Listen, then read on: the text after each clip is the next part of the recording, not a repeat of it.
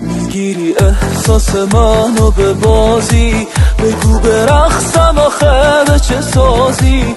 همیشه فاصله داری تو از من و تو مثل دو خط موازی. همه ی حرفای تو یه فریبه، تو چشای تو یه عجیبه. داره این فاصله میده عذابم، واسه تو ساده شدم یه غریبه.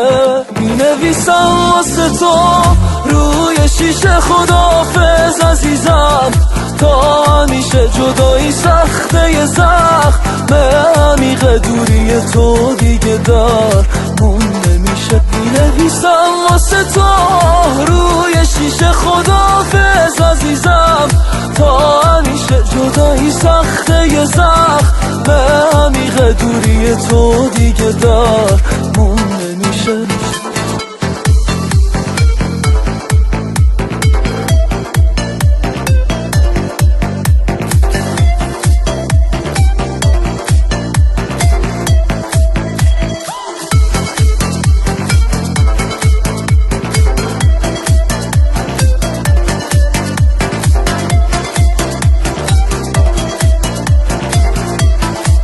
بازم اون حرفای سرد همیشه، بگو میخوای بمونی یا نمیشه. میگیره آه دلم تو رو این بار، تکلیف قلب شکسته چی میشه.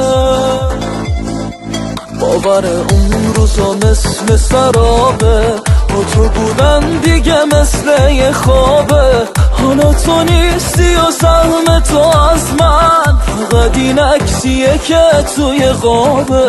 مینویسم واسه تو روی شیشه خداحافظ عزیزم، تا همیشه جدایی سخته یه زخم عمیق دوری تو دیگه در مون نمیشه. مینویسم واسه تو روی شیشه خداحافظ عزیزم، تا همیشه جدایی سخته یه زخم عمیق دوری تو دیگه در مون نمیشه.